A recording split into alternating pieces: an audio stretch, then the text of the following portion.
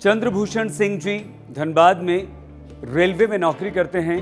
वो रेलवे में गार्ड के पद पर तैनात हैं और बरसों से गार्ड की नौकरी कर रहे हैं। इनके बेटे हैं आशुतोष सिंह। आशुतोष का चयन हुआ है इसरो में, इंडियन स्पेस रिसर्च ऑर्गेनाइजेशन में, और आशुतोष बन गए हैं इसरो के वैज्ञानिक।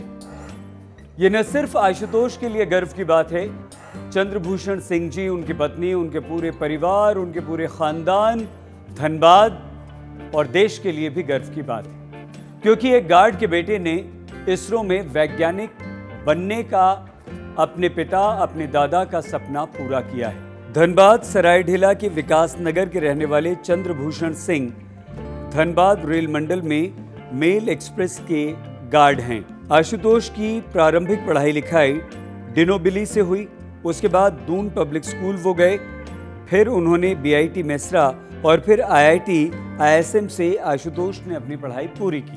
आशुतोष आपके हमारे लिए प्रेरणा स्रोत हैं। अगर आप भी इसरो में वैज्ञानिक बनना चाहते हैं तो मेहनत कीजिए, लगन से एक लक्ष्य बनाइए और उस लक्ष्य को हासिल करने के लिए जी तोड़ परिश्रम कीजिए।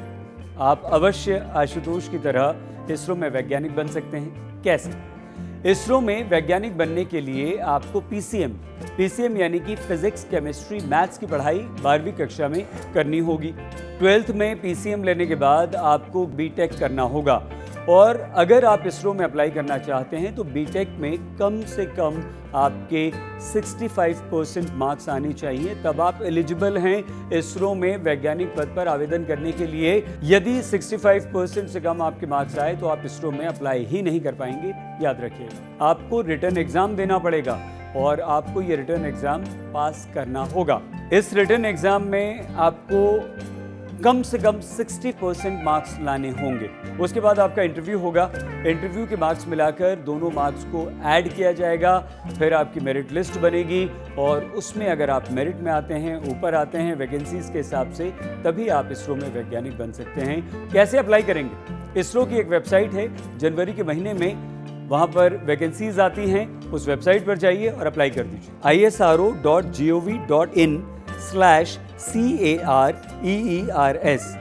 यानी isro.gov.in/careers पर जाकर आप अप्लाई कर सकते हैं। धनबाद के चंद्रभूषण सिंह जी के बेटे आशुतोष सिंह आज इसरो में वैज्ञानिक बन चुके हैं। इससे सीख हमें ये मिलती है कि हमारे माता पिता भले ही पढ़े लिखे ना हों, हमारे माता पिता भले ही बड़े पद पर ना हो, हमारे माता पिता भले ही किसी बड़े संस्थान, सरकारी संस्थान या निजी संस्थान में बड़े पद पर कार्यरत ना हो, लेकिन यदि आप चाहेंगे तो आप बड़े से बड़ा पद हासिल कर सकते हैं। ये सिद्ध किया है आशुतोष सिंह।